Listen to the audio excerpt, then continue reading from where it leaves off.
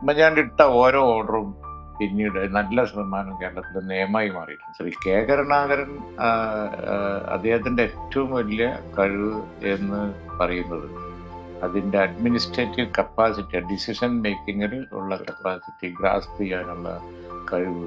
ആന്റണിയുടെ ഏറ്റവും വലിയ കഴിവ് എന്ന് പറയുന്നത് അദ്ദേഹത്തിന്റെ ഒരു സിൻസിയറായ ആളും അതുപോലെ വളരെ സത്യസന്ധനും ലളിത സ്വഭാവക്കാരനും ഒക്കെ ആയതുകൊണ്ട് സ്റ്റീൽ കമ്പനി തുടങ്ങാൻ എന്നെ പറ്റൂല, പക്ഷെ അതിന്റെ മന്ത്രിയാവാൻ പറ്റുമെന്ന് ഞാൻ പറയാറുണ്ട്. വളരെ ഫ്ലറിഷ് ചെയ്ത് അടിപൊളിയായിട്ട് നടക്കുന്ന സമയത്താണ് പാണക്കാട്ടിൽ നിന്ന് ഒരു വിളി ഉണ്ടായിരുന്നു. ആ വിളിക്ക് കാരണക്കാരൻ തങ്ങളാണ്. പക്ഷെ അവിശ്വസനീയമായ വിളിയായിരുന്നു. എത്ര പിന്നെ ഭിന്നശേഷിക്കാർക്കാണ് ജോലി കിട്ടാതെ നടക്കുന്നത്.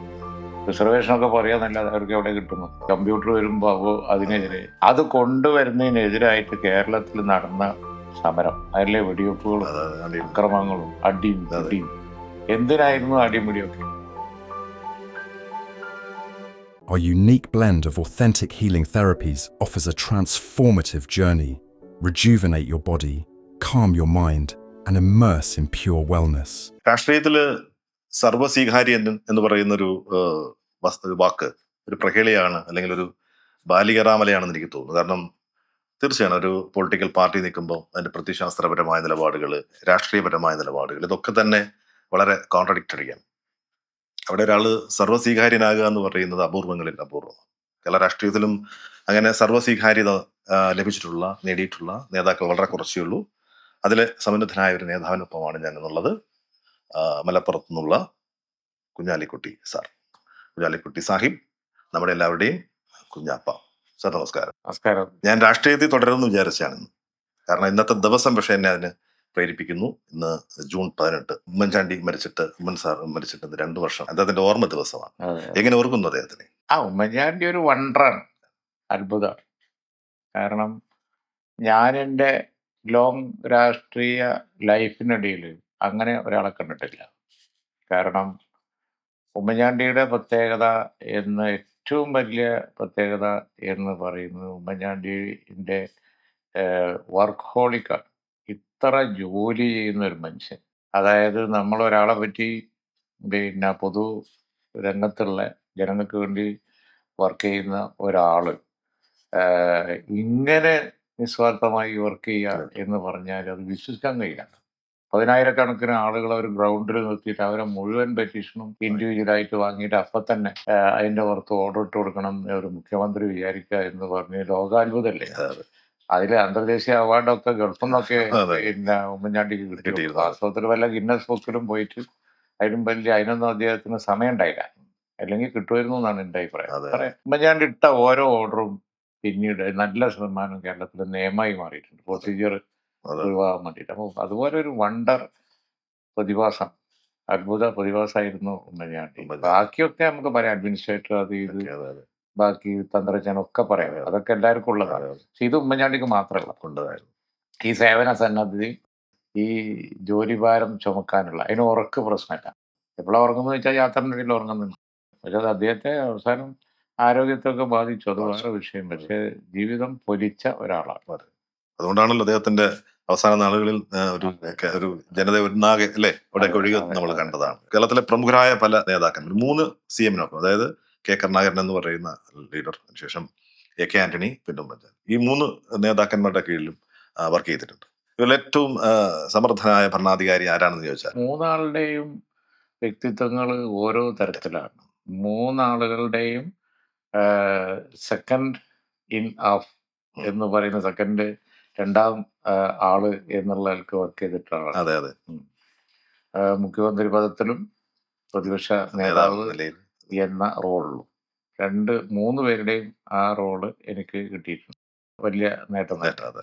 അപ്പോൾ കരുണാകരനെ ഞാൻ കണ്ടത് ഏകദേശം എൻ്റെ യൗവനത്തിലാണ്. അപ്പോൾ ആ ഒരു സമയം എന്ന് പറഞ്ഞ 30s നിൽക്കുമ്പോഴാണ് തുടക്കം. അങ്ങനെയുള്ള ഒരു സമയത്താണ് കരുണാകരൻ്റെ കൂടെ 2ാം റാങ്കിൽ വർക്ക് ചെയ്യുന്നത്. 2ാമത്തെ കക്ഷിയുടെ നേതാവ് എന്നുള്ള നിലക്ക് എല്ലാ പരിഗണനയോടുകൂടി അദ്ദേഹത്തിന്റെ കൂടെ. ഞാനത് അടിയോരായിട്ട് പറയുന്നത് എന്താ വെച്ചാൽ, അടുത്തറിയാൻ അവസരം വരെ 3 ആളെയും കിട്ടിയിട്ടുണ്ട്. കിട്ടിയിട്ടുണ്ട്. അതെ. ശ്രീ കെ കരുണാകരൻ അദ്ദേഹത്തിന്റെ ഏറ്റവും വലിയ കഴിവ് എന്ന് പറയുന്നത് അതിന്റെ അഡ്മിനിസ്ട്രേറ്റീവ് കപ്പാസിറ്റി, ഡിസിഷൻ മേക്കിങ്ങിൽ ഉള്ള കപ്പാസിറ്റി, ഗ്രാസ്പ് ചെയ്യാനുള്ള കഴിവ്, തീരുമാനം എടുക്കുന്നതിൽ പിന്നെ ഉള്ള വേഗത, ഇതൊക്കെയാണ്. കരുണാകരൻ ഇങ്ങനെ ഉഴപ്പി വർത്താനം പറയുന്നൊന്നും ഇഷ്ടമല്ല. എന്താ ചെയ്യാന്ന് പറയുന്ന പറയും. പിന്നെ കൂടുതൽ വർത്താനം പറഞ്ഞ് നടക്കാത്താണെന്നുണ്ടെങ്കിൽ അപ്പം ഡിസ്കാർഡ് ചെയ്യും. എത്ര പെട്ടെന്നാണ്. അത്ര പെട്ടെന്ന് ഒക്കെ തീരുമാനം. അതുകൊണ്ടുള്ള ഗുണം കേരളത്തിന് കിട്ടിയിട്ടുണ്ട്. ഇപ്പൊ കൊച്ചി എയർപോർട്ടിന്റെ കാര്യം എല്ലാവരും പറയില്ല. അന്ന് ആ ഒരു പിന്നെ ഡിസിഷൻ മേക്കിങ്ങിലുള്ള വിൽ പവറും ആ ഒരു സ്പീഡും ഇല്ലെങ്കിൽ കൊച്ചിൻ എയർപോർട്ട് ഒരിക്കലും നടക്കില്ല. നടക്കൂല്ലത്. അങ്ങനെ ഒരുപാടുണ്ട്. കേരളത്തിന്റെ മുഖം മാറ്റിയതിൽ കരുണാകരന്റെ ഈ വേഗതയും കഴിവും, അത് അഡ്മിനിസ്ട്രേറ്റീവ് കപ്പാസിറ്റി, കമാൻഡ് പവർ, അതായിരുന്നു. കരുണാകരൻ ഇപ്പൊ അസംബ്ലിയിൽ വന്ന് പ്രസംഗിക്കുമ്പോൾ സാധാരണ എല്ലാവരും വലിയ ഫയലൊക്കെ നോക്കി പ്രിപ്പയർ ചെയ്ത് അങ്ങനെ വലിയ പ്രസംഗമൊക്കെ ആയിട്ടല്ലേ വരിക. അദ്ദേഹത്തിന്റെ നീണ്ട പോക്കറ്റിൽ ഒരു ചെറിയ പീസ് ഉണ്ടാവും, വേറൊന്നും ഉണ്ടാവില്ല. അതെടുത്ത് നോക്കും. അത് മതി, അത് മതി. ഇല്ലെങ്കിൽ നോക്കേ വേണ്ട. അങ്ങനത്തെ ഒരു ഭരണാധികാരിയായിരുന്നു. അത് വലിയ ഒരു പ്രത്യേകതയാണ്. ആന്റണി അദ്ദേഹം ഒരു സാത്വികനും സത്യസന്ധനും വളരെ പിന്നെ ലാളിത്യമുള്ള ഒരാളും ആയതുകൊണ്ട് അതിൻ്റെ ഒരു ഗുണം എപ്പോഴും ഉണ്ട്. അദ്ദേഹം പറയുന്ന പിന്നെ കാര്യങ്ങളൊക്കെ വളരെ സിൻസിയറും അതുപോലെ തന്നെ അദ്ദേഹം ആണ് പറയുന്നത് എന്നുള്ളത് കൊണ്ട് പിന്നെ ഇത് ചോദ്യം ചെയ്യാത്ത ഒരു സ്ഥിതിയൊക്കെ ഉണ്ടായി. അതെല്ലാവരും ഓരോ വിഷയങ്ങൾ വരുമ്പോൾ മുഖ്യമന്ത്രി പറഞ്ഞാൽ അത് അതിൻ്റെതായ ഒരു വില ഉണ്ട്. അതാണ് ആന്റണിയുടെ ഏറ്റവും വലിയ കഴിവ് എന്ന് പറയുന്നത്. അദ്ദേഹത്തിൻ്റെ ഒരു സിൻസിയറായ ആളും അതുപോലെ വളരെ സത്യസന്ധനും ലളിത സ്വഭാവക്കാരനും ഒക്കെ ആയതുകൊണ്ട് പിന്നെ വളരെ ലാളിത്യമാണ്. ഭരണത്തിൽ അത് വളരെ ഗുണം ചെയ്യും. കമാൻഡിങ് പവറും കിട്ടും. അങ്ങനത്തെ ആള് പറയുമ്പോൾ മറുത്ത് പറയാൻ അധികം ആളുകൾ തോന്നൂല. വലിയ ലീഡറായിരിക്കും, ചിലപ്പോൾ പ്രൈം മിനിസ്റ്റർ തന്നെ ആയിരിക്കും, മൻമോഹൻ സിംഗ് ആയി. പക്ഷെ പറയുമ്പോൾ ആന്റണിയാണ് എണീറ്റ് പറയുന്നത് കാണുമ്പോൾ ആന്റണി ജി എന്നൊക്കെ പറഞ്ഞിട്ട് അതിനെ വരവാക്കും. വേറെ ഒരു സമർത്ഥനായ ഒരാളായിരിക്കും ചിലപ്പോൾ എണീറ്റ് പറയുന്നത്. അപ്പോൾ അത് അങ്ങനെ സ്വീകരിക്കൂല. പക്ഷെ ആന്റണി പറഞ്ഞത് അങ്ങനെയുള്ള ഒരു വ്യത്യസ്തമായ കഴിവ്. പിന്നെ നമ്മൾ ഗുണവശം മാത്രമാണ് ഞാൻ പറയുന്നത്. മനുഷ്യനല്ലേ, തരാറുകളൊക്കെ എല്ലാവരും ഉണ്ടാവും. ഉമ്മൻചാണ്ടിക്ക് ഞാൻ നേരത്തെ പറഞ്ഞു. ഉമ്മൻചാണ്ടിക്ക് അദ്ദേഹത്തിന്റെ നിസ്വാർത്ഥത, അതുപോലെ തന്നെ അദ്ദേഹത്തിന്റെ ഒരു കമ്മിറ്റ്മെന്റ്, വർക്കോളിക്, ഉറങ്ങാതെ ജോലി ചെയ്യും. എത്ര സമയം വേണമെങ്കിലും ജനങ്ങൾക്ക് വേണ്ടി ചെലവഴിക്കാൻ പറ്റും. ആൾക്കൂട്ടത്തില് ഭക്ഷണം കഴിക്കാതെ ഇരിക്കാതെ 2 കാലില് 24 മണിക്കൂർ നിന്നോളും. നമുക്ക് മനസ്സിലാക്കാം. സ്വപ്നം കാണാൻ പറ്റില്ല ചിലർക്ക്. അതാണ് ഞാൻ പറയുമ്പോ ഈ ആൾക്കൂട്ടത്തിൽ ചെന്ന് ചിലപ്പോ എനിക്ക് ക്ഷമ പോകും. അപ്പോ ഞാൻ അദ്ദേഹത്തോട് കുറച്ച് സ്വകാര്യമായിട്ട് പറയാനുണ്ടായിരുന്നു. നേരിട്ട് സംസാരിച്ചു. സ്വകാര്യം പറയാൻ ഏറ്റവും നല്ലത് ആൾക്കൂട്ടത്തിലാണ്. ആൾക്കൂട്ടത്തിന് നടുവിലാണ് സീക്രട്ട് പറയാൻ നല്ലതാണ്. അങ്ങനെ അദ്ദേഹത്തിൻ്റെതായ ഹ്യൂമറസ് ആയിരുന്നു. സ്വകാര്യത പറഞ്ഞു എന്ന് പറയുന്നുണ്ട്. എനിക്ക് ഏറ്റവും ആകർഷണീയമായി തോന്നി ആ പടം. എന്നാലും സാറിന് ഏറ്റവും വേണ്ടപ്പെട്ടതായിരിക്കണം ആ പടം എന്ന് ഞാൻ വിശ്വസിക്കുന്നു. എന്തായിരിക്കും അദ്ദേഹം സ്വകാര്യമായിട്ട് സിവിൽ പറഞ്ഞത് ആ സമയം? എനിക്ക് തിരിഞ്ഞു നോക്കേണ്ട കാര്യമില്ല. ആ പടം തന്നെ ശബ്ദങ്ങളുടെ ഒപ്പം ഉള്ള പടം. അത് തന്നെയാണ് ഏറ്റവും അധികം ഞാൻ വില മതിക്കുന്ന കൂട്ടുകെട്ട് എന്ന് പറയുന്നത് തങ്ങളുടേത് തന്നെയാണ്. ഈ പൊതുജീവിതത്തിൻ്റെ പ്രാരംഭകാലം തന്നെ ഞാൻ ബിസിനസ്സിലായി, സ്വന്തം ബിസിനസ്സായിട്ട് വളരെ വിദ്യാർത്ഥി രാഷ്ട്രീയം ഉണ്ടായിരുന്നു. അത് കഴിഞ്ഞ് ബിസിനസ്സിൽ ഇരിക്കുന്ന സമയത്ത് സാമാന്യം ഭേദപ്പെട്ട ഒരു ബിസിനസ്, കുടുംബ ബിസിനസ്സിൽ വളരെ ഫ്ലറിഷ് ചെയ്ത് അടിപൊളിയായിട്ട് നടക്കുന്ന സമയത്താണ് പാണക്കാട്ടിൽ നിന്ന് ഒരു വിളി ഉണ്ടാകണം. മനസ്സിലായില്ല? അപ്പോ ആ വിളിക്ക് കാരണക്കാരൻ തങ്ങളാണ്. ആ വിളിക്ക് ഉത്തരം കൊടുത്തപ്പോഴാണ് ഞാനൊരു പാണക്കാട് വാർഡിന്റെ കൗൺസിലറാണ്, ഇവിടെ ഒന്ന് നിൽക്കണം. ഞാൻ സാധാരണഗതിയിൽ അന്നേരം ഈ ബിസിനസ് വെച്ചിട്ട് മുനിസിപ്പാലിറ്റിക്ക് മത്സരിക്കുക എന്നുള്ളത് ചിന്തിക്കാൻ പറ്റില്ല. പറഞ്ഞിരുന്നു, ഒരു സാധ്യത ഉണ്ടെന്നൊക്കെ പറഞ്ഞിരുന്നു. പക്ഷെ അവിശ്വസനീയമായ വിളിയായിരുന്നു. അന്ന് ആ വിളിക്ക് ഉത്തരം കൊടുത്തതിന് ശേഷം പിന്നെ തിരിഞ്ഞു നോക്കേണ്ടി വന്നില്ല. വാണം വിട്ട സ്പീഡിലാണ് MLA മന്ത്രിയായി പോയി. മറ്റേത് അവിടെ ഒരു കച്ചവടക്കാരനായിട്ട് ഞാൻ കച്ചവടം മോശമാണെന്ന് പറയാം. അല്ലല്ല, ഇന്ത്യയിലെ തന്നെ സമർത്ഥനായ ഒരു വ്യവസായിയായി മാറിയേനെ. നമ്മൾ ഇന്ന് കാണുന്ന പല ആൾക്കാരുടെയും മുകളിൽ ഉണ്ടാവേനെ. കാരണം താങ്കളുടെ ദീർഘവീക്ഷണമൊക്കെ വെച്ച് നോക്കുമ്പോൾ അങ്ങനെ തന്നെ ആയിരിക്കണം സംഭവിക്കുക. അപ്പം അദ്ദേഹമാണ് എനിക്ക് തോന്നുന്നു താങ്കളെ ഏറ്റവും അധികം സ്വാധീനിച്ച ഒരു രാഷ്ട്രീയ നേതാവ് അല്ലെങ്കിൽ അതെ. അല്ലേ? സ്വാധീനിച്ചതും അതുപോലെ തന്നെ ജീവിതത്തിന്റെ ഭാഗതയെ നിർണയിച്ചതും ആയ നേതാവ്. അദ്ദേഹത്തിന്റെ പിതാവായിരുന്നു. അതിന്റെ മുമ്പ് പിന്നെ നമ്മളെ കുടുംബത്തിന്റെ തന്നെ ഒരു പിന്നെ എല്ലാ നിലയിലുള്ള എല്ലാമായിരുന്നു. പിന്നെ അത് തുടർന്നതാണ്. തുടർന്ന് എൻ്റെ ഫാദറിന്റെ ഫാദറിന്റെ കാലത്തും ഒക്കെ അന്നത്തെ കാര്യങ്ങളിലായിരുന്നു ആ കൂട്ടുകെട്ട്. നാട്ടിലെ പല കാര്യങ്ങൾ, പള്ളിക്കാര്യങ്ങൾ, അതുപോലെ തന്നെ മറ്റു കാര്യങ്ങൾ, പൊതുകാര്യങ്ങൾ. ശിഹാബ്ദങ്ങളുടെ കാലം വന്നപ്പോൾ അത് രാഷ്ട്രീയത്തിലായിരുന്നു. രാഷ്ട്രീയത്തിലായപ്പോൾ കാലികമായ വളർച്ച വേഗത കൂടി എനിക്കുണ്ടാവുകയും. പക്ഷെ താങ്കളുടെ ഡെയിലി ജീവിതത്തിൽ അദ്ദേഹം എപ്പോഴും സ്വാധീനിച്ചിട്ടുണ്ട്. ഒരു ദിവസമെങ്കിലും അദ്ദേഹത്തെ വിളിക്കാതിരുന്ന സമയം ഉണ്ടായിട്ടില്ലെന്ന് കേട്ടിട്ടുണ്ട്. ശരിയാണ്? ഒരിക്കലുമില്ല. ഒരു ദിവസമെങ്കിലും വിളിക്കാതിരിക്കണ പ്രശ്നമില്ല. അന്നും പിന്നെയും ഇന്നും തുടരുന്ന പതിവാണ്. കാരണം പിന്നെ വിളിയും കാണലും ഒക്കെ ആയിട്ട്. അന്ന് ഇതൊന്നും ഇല്ലല്ലോ, മറ്റേ മൊബൈലൊന്നും ഇല്ലല്ലോ. പക്ഷെ വിളിയൊന്നും ഉണ്ടായിരുന്നു. അത് കുറച്ചും കൂടെ ഹൃദയപരമായ അടുപ്പവും കൂടെ ഉണ്ടായിരുന്നു അല്ലേ? അതുണ്ടായിരുന്നു. പിന്നെ ആഴ്ചയിൽ ഒരു പ്രാവശ്യം നാട്ടിലേക്ക് വരും. നാട്ടിലേക്ക് വന്ന് ആ ആഴ്ചയിലുള്ള എല്ലാ കിട്ടും പാണ്ടും കൊണ്ടാണ് വരിക. കാര്യങ്ങൾ തീരുമാനിക്കണ്ടേ. അത് വന്നിട്ട് ഒന്നായിട്ട് വൺ ടൈം സെറ്റിൽമെന്റ് ആണ്. പിന്നെ സംസാരിച്ചിട്ട് നോട്ട് ചെയ്തിട്ട് തിരിച്ചു പോകും. അപ്പൊ പിന്നെ മന്ത്രിസഭയിലോ ക്യാബിനറ്റിലോ അസംബ്ലിയിലോ ഒക്കെ വെച്ച് തീരുമാനിക്കേണ്ട കാര്യങ്ങളൊക്കെ കൺസൾട്ട് ചെയ്യാതെയും ചോദിക്കാതെയും അന്നും ഇന്നും ഒരു വിഷയമില്ല. തങ്ങൾ കുടുംബമായിട്ട് അത്ര അങ്ങനെ തന്നെയാണ്. ഇന്നിപ്പോ സാധിക്കാണ് ഇപ്പോഴും അങ്ങനെ തന്നെ. അദ്ദേഹം എന്തായിരുന്നു അന്ന് കാതിൽ എന്തോ പറഞ്ഞിട്ടുണ്ടായിരുന്നു തോന്നുന്നു. വളരെ ഗൗരവമായിട്ട് അത് കേൾക്കുന്നുണ്ട്. പുറത്തു പറയാവുന്ന രഹസ്യമാണ് അത്. ഇതോ അത് അങ്ങനെ ഒരു രഹസ്യമല്ല. അത് ഏതോ ഒരു സന്ദർഭത്തിൽ എടുത്ത ഫോട്ടോയാണ്. ഇപ്പൊ ഉമ്മൻചാണ്ടിന്റെ കാര്യം പറഞ്ഞതുപോലെ തന്നെ തങ്ങളുമായിട്ട് സംസാരിക്കാൻ സമയം കിട്ടുന്നത് അങ്ങനെ മീറ്റിംഗ്, ഇതേതോ മീറ്റിങ്ങിലല്ല. അദ്ദേഹത്തിന് എന്തെങ്കിലും പറയണമെങ്കിൽ ചെവി വെച്ച് കൊടുക്കുന്നതാണ്, കാത് കൂർപ്പിച്ച് കൊടുക്കുന്നതാണ്. അല്ലാതെ പ്രത്യേകമായി അദ്ദേഹത്തിന് അങ്ങനെ സമയമൊന്നും ഭയങ്കര ബിസിയല്ലേ. ഒരു മന്ത്രി തങ്ങളുടെ അത്ര ബിസി ആയിട്ടുണ്ടാവില്ല. അപ്പൊ അതുകൊണ്ട് പിന്നെ തങ്ങളിരുന്ന് സമയം കിട്ടൂല. അപ്പൊ വല്ല മീറ്റിങ്ങിനോ സ്റ്റേജിലോ ഒക്കെ കിട്ടുന്ന സമയമാണ് ഈ ചെവി വെച്ചു കൊടുക്കുന്നത്. അപ്പൊ അദ്ദേഹത്തിന് പറയാനുള്ളത് പറയും, ഞാൻ അങ്ങോട്ടും പറയും. അതാണ് ഈ കാണുന്നത്. അത് ഒരു മാറ്റർ അല്ല, അത് വളരെ ഇമ്പോർട്ടന്റ് ആയിട്ടുള്ള മാറ്റർ ആവും. അത് വളരെ ചിലപ്പോ അത് ബാബരി മസ്ജിദിന്റെ കാലത്തുള്ള പിന്നെ വളരെ സീരിയസ് ആയിട്ടുള്ള പൊട്ടിത്തെറിക്കുന്ന സാഹചര്യത്തെ കുറിച്ചാവാം, മാറാവട്ട് കലാപത്തിന്റെ ഒരു മാറാടാവാം, ഏതാവാം. എന്താ ചെയ്യുക, നമ്മളിപ്പോ ഇങ്ങനെയാണല്ലോ കണ്ടീഷൻ എന്ന് അവിടെ മീറ്റിംഗ് നടക്കുന്നുണ്ടാവും, ഞങ്ങൾ സംസാരിക്കുന്നതായിരിക്കും. അല്ല, അവിടെ എനിക്ക് തോന്നുന്നു അദ്ദേഹത്തിന്റെ ഒരു ആധ്യാത്മിക ശക്തി ഭയങ്കരമായിരുന്നു അല്ലേ? ഭയങ്കര ഓറ ഉണ്ടായിരുന്ന. പിന്നെ അത് അനുഭവിച്ചിട്ടുണ്ടെന്നു. പിന്നെ അതുണ്ടല്ലോ, പൂക്കോയത്തങ്ങള് ഒരാൾക്ക് കൊടുക്കുന്ന ഒരു കോൺഫിഡൻസ് ഉണ്ടല്ലോ. ഞാനിപ്പോ എനിക്ക് 10ാം ക്ലാസ് എക്സാമിനേഷന് പോകുന്ന സമയത്ത് തങ്ങളെടുത്തിരുന്നു. 10th ഞാനന്ന് JDT-യിലാണ് പഠിക്കുന്നത്, ബോർഡിങ്ങിൽ. നാട്ടില് സ്റ്റഡി ലീവിൽ വന്നിട്ട് പിന്നെ സ്റ്റഡി ലീവ് കഴിഞ്ഞ് എക്സാമിനേഷന് പോകുമ്പോൾ പൂക്കോയത്തങ്ങളുടെ അടുത്ത് പോയി. പൂക്കോയത്തങ്ങൾ പ്രാർത്ഥിച്ചു. നമുക്ക് തന്നെ ഒരു കോൺഫിഡൻസ് ഉണ്ട്. അത് തന്നെ ആത്മീയ ശക്തി എന്ന് പറയും. നമുക്ക് പ്രാർത്ഥിച്ചു പാസ്സായിക്കോളും. എനിക്ക് ഫസ്റ്റ് ക്ലാസ് കിട്ടുകയും ചെയ്തു. അന്ന് ഫസ്റ്റ് ക്ലാസ് ആണ്, ഡിസ്റ്റിങ്ഷൻ നല്ല. അതുകൊണ്ടാണ് ഞാൻ ഫസ്റ്റ് ക്ലാസ് പറഞ്ഞത്. ഫസ്റ്റ് ക്ലാസ് കിട്ടുകയും ചെയ്തു, പാസ്സാവുകയും ചെയ്തു. അങ്ങനെ ആ ശക്തി, ആ കമാൻഡിങ്ങും പിന്നെ അതൊക്കെ അവർക്കൊക്കെ ഉണ്ട്. ഏറ്റവും കൂടുതൽ വേദന തോന്നിയ വിയോഗം അദ്ദേഹത്തിന്റെ ആയിരിക്കും അല്ലേ? പിന്നെ അതങ്ങനെ തന്നെയാണ്. അവിശ്വസനീയമായ സമയത്താണ് അത് കേൾക്കുന്നത്. എപ്പോഴാണ് അതിന്റെ ഒരു കേട്ടപ്പോ എന്തായിരുന്നു? എവിടെ വെച്ചായിരുന്നു? അല്ല, അത് ഞാൻ അദ്ദേഹത്തിന് അസുഖമായ സമയത്ത് തന്നെ അവിടെ ഉണ്ടായിരുന്നു. പിന്നെ അദ്ദേഹം ഹോസ്പിറ്റലായപ്പോ ഹോസ്പിറ്റലിലും ഞാൻ രാത്രി അദ്ദേഹത്തിന്റെ കൂടെ കൂട്ടുകിടന്നിട്ടുണ്ട്. അന്ന് മേരിക്കുന്ന് ഹോസ്പിറ്റലാണ്. മേരിക്കുന്ന് ഹോസ്പിറ്റലിൽ അദ്ദേഹത്തിന് വളരെ പിന്നെ താല്പര്യമുള്ള ആളുകൾ ആരെങ്കിലും കൂടെ ഉണ്ടാവും.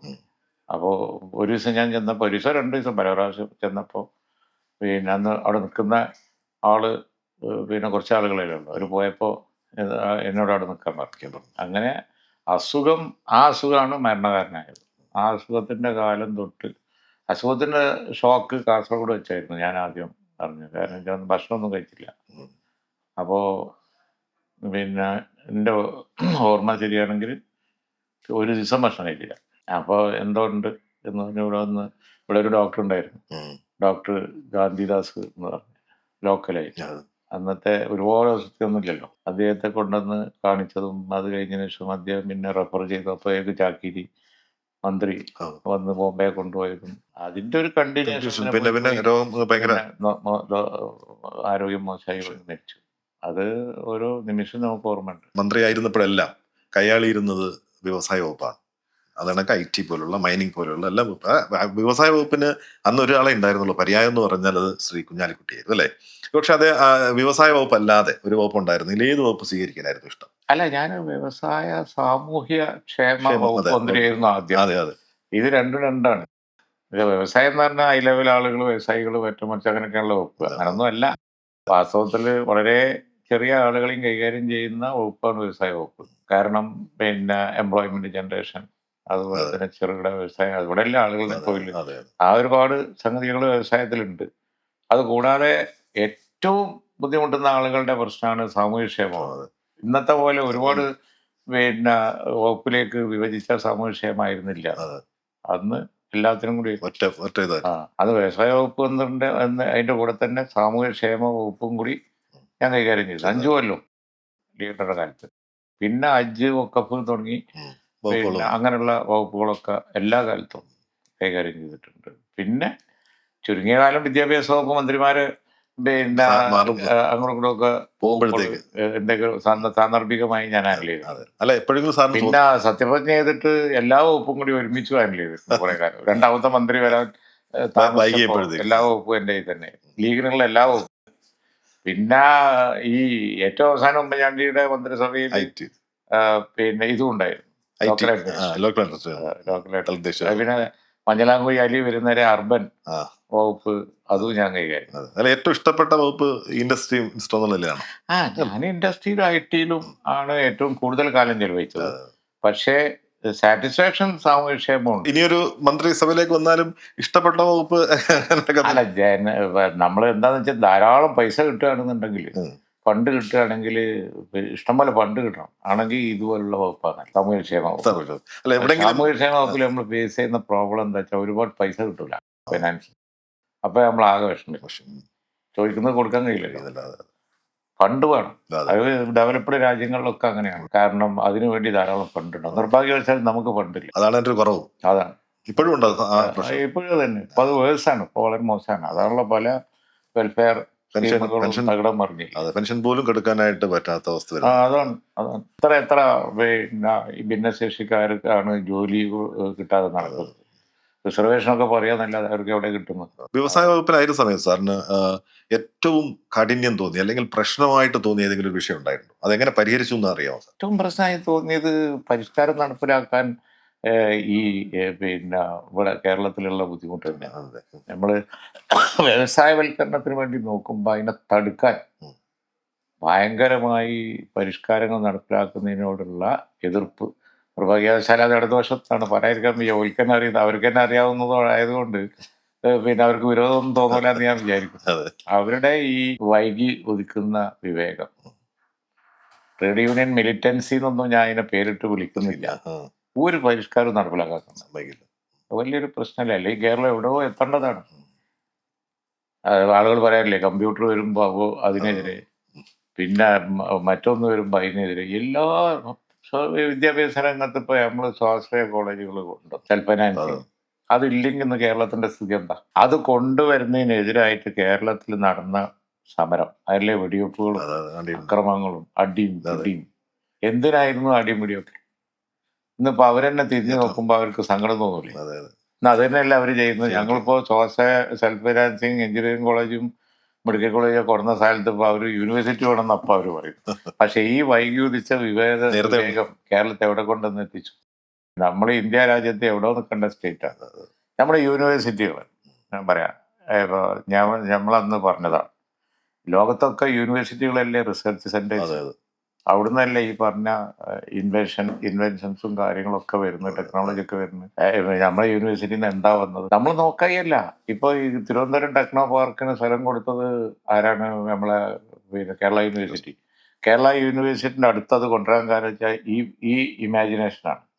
അതായത് ടെക്നോളജി വരേണ്ടത് യൂണിവേഴ്സിറ്റിയോട് അനുബന്ധമായിട്ടാണ്.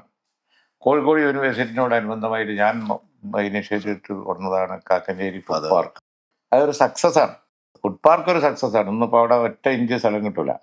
അത്രക്ക് ഫുഡ് പാർക്കൊക്കെ നിറഞ്ഞ് അവിടുന്ന് ഒരുപാട് പിന്നെ എക്സ്പോർട്ടൊക്കെ ഉണ്ട്. പക്ഷെ അതൊന്നുമല്ല, അതിൻ്റെ അപ്പുറം അവിടെ റിസർച്ച് നടന്ന് അവിടെ വലിയ അമേരിക്കയിലോ UK ഒക്കെ നടക്കുന്നത് പോലെ സംഗതികൾ വരേണ്ടതാണ്. ഓ ശരി. അതിനൊക്കെ ഉള്ള സൗകര്യം അവിടെ ഉണ്ട് യൂണിവേഴ്സിറ്റി. പക്ഷെ ആ യൂണിവേഴ്സിറ്റിൻ്റെ സ്റ്റാൻഡേർഡ് കുറഞ്ഞ യൂണിവേഴ്സിറ്റി എന്ന് ഞാൻ പറയുന്നില്ല, പക്ഷേ ഒരു കണ്ടുപിടുത്തങ്ങളൊക്കെ നടത്തുന്ന ലോകോത്തര യൂണിവേഴ്സിറ്റി എന്ന് പറയാൻ പറ്റുമോ ഏതെങ്കിലും ഒന്നിന് അതെ അതെ അതെ. ഈ നിലവാരത്തിലേക്ക് പോകാൻ ലോക കാരണം? നിലവാരത്തിലേക്കുള്ള അങ്ങനെ ഒന്നും ഉണ്ടായിട്ടില്ല എന്നുള്ള ഇല്ല, ഇതിന് പോകാൻ കാരണം ഒറ്റ കാരണം ഈ ചിന്താഗതി, മനുഷ്യന്റെ ചിന്താഗതി മാറണം. കേരളത്തിന്റെ അതെ. ചിന്താഗതി മാറാൻ സമ്മതിച്ചില്ല. സമ്മതിച്ചില്ല എന്നുള്ള. സാർ ഒരു രാഷ്ട്രീയക്കാരനായിരുന്നില്ലായിരുന്നെങ്കിൽ ആരാകുമായിരുന്നു? അത് പിന്നെ ഒരു സാങ്കല്പികമാണ്, hypothesis ആണ്. എന്നെ ബലം പ്രയോഗിച്ച് മറ്റെന്തോ എല്ലാരും കൂടി ആക്കുമായിരുന്നു. ആക്കുമായിരുന്നു. അല്ലാതെ ഞാനാവൂല. ആയിരുന്നു. എന്റെ രംഗം ഇത് തന്നെയാണ്. കാരണം ഞാനന്ന് ബിസിനസ്സിൽ എൻട്രി ചെയ്ത് പറഞ്ഞു. അതെ അതെ. അതേ സമയത്ത് തന്നെ ഞാനൊരു സ്റ്റീൽ കമ്പനി തുടങ്ങി ഉം. കോട്ടക്കൽ. UA വീരാൻ സാഹിബ്, അതുപോലെ തന്നെ അന്നത്തെ നിലയിൽ കുവൈത്ത് അബ്ദുൽ ഖാദർ ഹാജി, അതുപോലെ തന്നെ എൻ്റെ ഫാദറിനിലോ അതെ. കക്കോടം മൂസ ഹാജി എല്ലാം കൂടി കൂടിയിട്ട് ഒരു സ്റ്റീൽ കമ്പനിയാണ്. ഉം. അപ്പോൾ ആ കോട്ടക്കലെ ടൗണിൽ കാണുന്ന 12 ഏക്കർ സ്ഥലം, ആ ടൗണിൽ കാണുന്ന പ്രൈം പ്രോപ്പർട്ടി വാങ്ങി. അതിൻ്റെ ചീഫ് എക്സിക്യൂട്ടീവ് സ്ഥാനത്ത് എന്നെ വെച്ച് ഞങ്ങൾ സ്റ്റീൽ കമ്പനി നടത്താൻ നോക്കി. വർഷങ്ങൾക്ക് മുമ്പാണല്ലേ? എത്രയോ വർഷങ്ങൾക്ക് മുമ്പാണ് ആലോചന. കല്യാണം കഴിച്ച ഉടനെ ആ സമയത്താണ് മാരേജ് കഴിഞ്ഞ ഉടനെ. അപ്പൊ 24-25 വയസ്സുണ്ടാവും. അതെ അതെ. ഈ ബിസിനസ് തുടങ്ങിയപ്പോ തന്നെ അതെ. ഡിഗ്രി കഴിഞ്ഞ അതെ അതെ. ഒരു 48 വർഷം കഴിയുന്നപ്പോ. ഡിഗ്രി കഴിഞ്ഞ പാട്. അപ്പൊ ഞാൻ മുനിസിപ്പാലിറ്റി തെരഞ്ഞെടുപ്പിൽ മത്സരിച്ചു പറഞ്ഞില്ല, അതെ അതെ. അതിന്റെ തൊട്ട് മുമ്പ്. അപ്പോ ഞാൻ തമാശയായി പറയാറുണ്ട്, ആ സ്റ്റീൽ കമ്പനി പൊളിഞ്ഞുപോയി. അത് നടന്നില്ല. അത് മിഷനറി ഒക്കെ വാങ്ങി, സ്ഥലമൊക്കെ വാങ്ങി, മിഷനറി ഒക്കെ വാങ്ങി കുറെ അങ്ങ് ചെന്നപ്പോ പിന്നെ ഈ മുനിസിപ്പാലിറ്റിക്ക് മത്സരിച്ചോടുകൂടി അത് പിന്നെ അങ്ങനെ പോയി. പിന്നെ അത് നോക്കാൻ സമയമില്ലല്ലോ. പിന്നെ പക്ഷെ ആ സ്ഥലം വളരെ വില കൂടിയതായതുകൊണ്ട് പിന്നെ എല്ലാവരും കൂടി വീതം വെച്ച് അത് പിരിഞ്ഞു. ഞാൻ പറഞ്ഞതെന്ന് വെച്ചാൽ സ്റ്റീൽ കമ്പനി തുടങ്ങാൻ എന്നെ പറ്റൂല, പക്ഷെ അതിന്റെ മന്ത്രിയാവാൻ പറ്റുമെന്ന് ഞാൻ പറയാറുണ്ട്. അപ്പോ ബിസിനസ് രംഗത്താണ് ഉണ്ടാവുമായിരുന്നത്, പക്ഷെ അത് ആസ്വദിക്കില്ല. നമുക്ക് പറഞ്ഞ അതല്ല. സുഹൃത്തുക്കളോട് തമാശ അറിയായിരുന്നു, ടെക്സ്റ്റൈൽ ബിസിനസ് ആയിരുന്നു നമുക്ക്. എന്തോടോ ഇതിന് കിട്ടിയത് ഇങ്ങനെ മുറിച്ച് വിറ്റ് വൈകുന്നേരം ആകുമ്പോഴത്തേ കുറച്ച് പൈസ കിട്ടും. അതിന് നമ്മളിവിടെ ഇരുന്ന് ചെതല് പിടിക്കുമല്ലോ. ഈ ഒരു എക്സ്പോഷർ ഒന്നും ഉണ്ടായിരുന്നില്ലല്ലേ? നമ്മള് ഞാൻ പറഞ്ഞ പ്രീ ഡിഗ്രിക്ക് പഠിച്ചപ്പോഴും കോളേജ് യൂണിയൻ സെക്രട്ടറി, ഡിഗ്രിക്ക് പഠിച്ചപ്പോഴും രാഷ്ട്രീയത്തിലാണ്. ബിസിനസ് തുടങ്ങി കുറച്ച് കഴിഞ്ഞപ്പോ പാണക്കാട്ടുനിന്ന് ഒരു വിളി കിട്ടിയോണ്ട് രക്ഷപ്പെട്ടു. നമ്മളെ രംഗം അത് തന്നെ. വേറെ ഒരു രംഗത്ത് ഞാൻ ശോഭിക്കുന്നു.